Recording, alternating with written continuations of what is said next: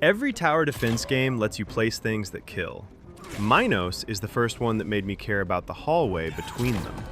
You're building the dungeon instead of raiding it, and if you're here, you're either someone who's gotten tired of tower defense games where you solve the build order once and then watch it play out forever, or you're a roguelite fan looking for something that doesn't feel like a reskin of the last 5 you played. Either way, the thing you actually need to know is whether building trap corridors can carry a full game when the developer intentionally made your combat almost useless. It's made by Artificer, a 14-person studio out of Warsaw, published by Devolver Digital. $17.99 on Steam, full release, not early access. So here's what you're actually doing. You play as 2 characters at once. Daedalus designs the maze, Asterion the Minotaur defends it. Between waves, you reshape corridors and place traps along the paths enemies have to walk through. The one constraint that makes everything interesting is that you can never fully block the way in. There's always a route. Your job is making sure nobody survives it. And the reason that works is because of how the kills feel. When a spike plate triggers a pressure pad that launches a boulder through a corridor you built 3 turns ago, that's not a number going down. That's something you designed. You drew the path, you placed every piece, and then you watched it play out like a Rube Goldberg machine full of people who really should have stayed home.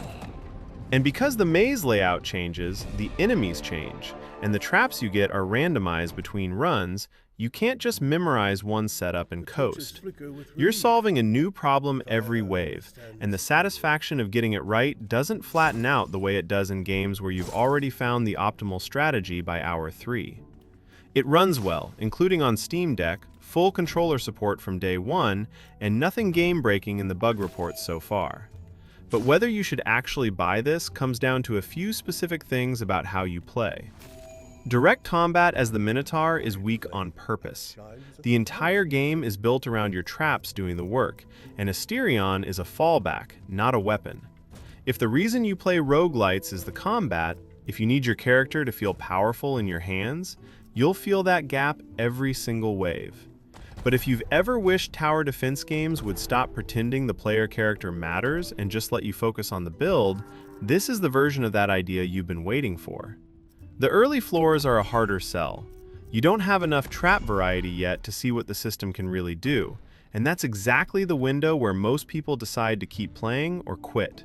The mid-game is where it opens up, but it takes a few hours to earn that. If you already know you bounce off slow starts and roguelites, that's worth weighing against the $17.99. And then there's the run length.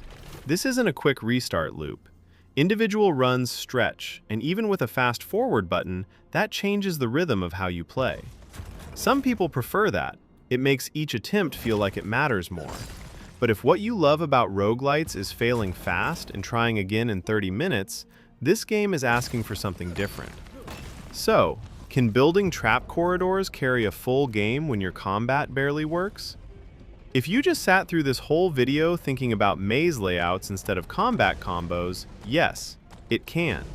And at $17.99 with a free demo still on Steam, you'll know within 20 minutes whether this is your kind of problem solving.